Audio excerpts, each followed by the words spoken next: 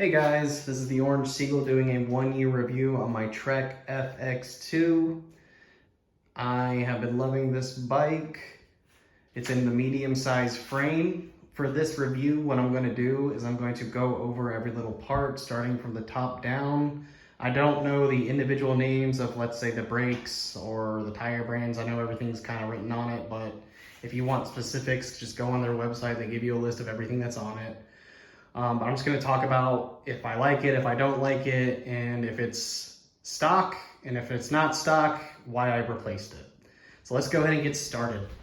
So looking at the top, we look at these handlebars. They're a bit on the wide side for me. I'm 5'8". My elbows get a little stretched out with them.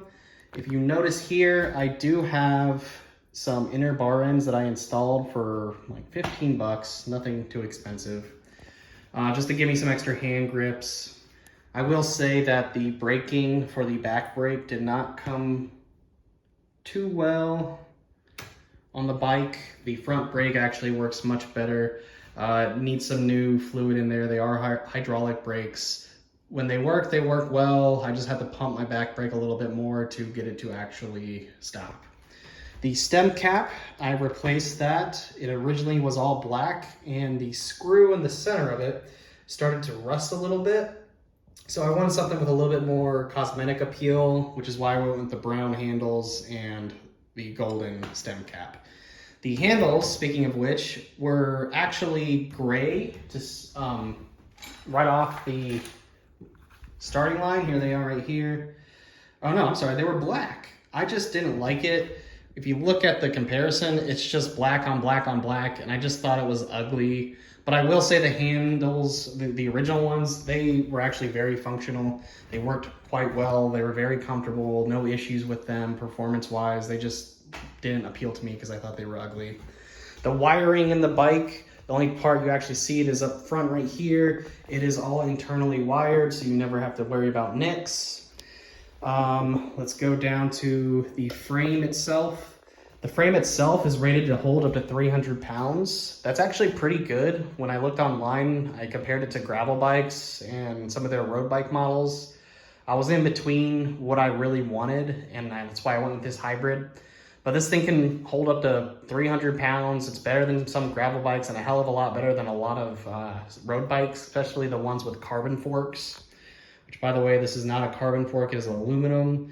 If you wanted to swap it out for some weight loss and gain a little bit more speed, you could totally do that. Let's take a look at the tires. The tires are 700 by 35 millimeter. I do think they're fast. They're not entry-level road bike fast, but they can definitely keep up at a decent pace. And if you wanted to take them off-road, you 120% could. I wouldn't do any kind of hard rocky gravel or, let's say, trails with a lot of jumps and roots, but you can definitely take it on some softer mountain trails. If you wanted to go bike packing with it, I really don't see why not, what the issue would be. Let's move on to the pedals. So the stock pedals it came with were absolutely horrible.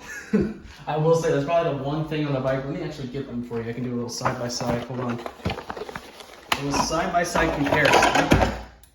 So the original stock ones, black, of course. Like I said, the bike is just black on gray. It's not very appealing color-wise, so I went with yellow.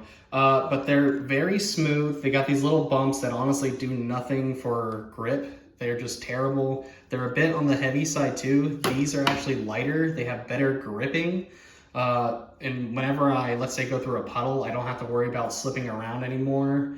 Versus with this, and I would always fall off my pedals. These were just terrible. I would never buy these, would never recommend buying them. They need to do something different. Let's see what else. Let's talk about the mounting options. There's so many different mounting options on the bike.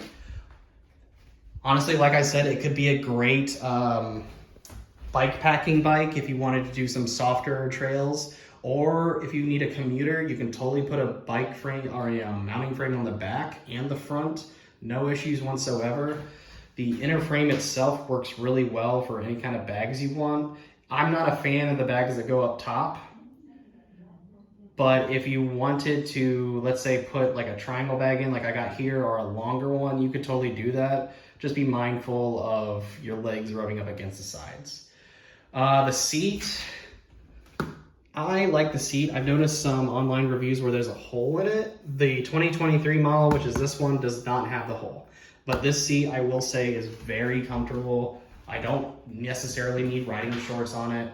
I do wear them just for extra comfort sakes, but I don't always rock them out. Other than that, guys, the shifting is the only other thing I guess I could talk about, other than little mini additions I've added to the bike. Shifting, I don't have any problems with. It's a 2x9, so there's 18 speeds. And to be honest with you, I think they work well. The uphill gears work well.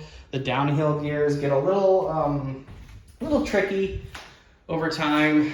I've learned to use them more efficiently. Like I said, you're not going to keep up with a road bike with this thing, but you could definitely maintain a decent pace.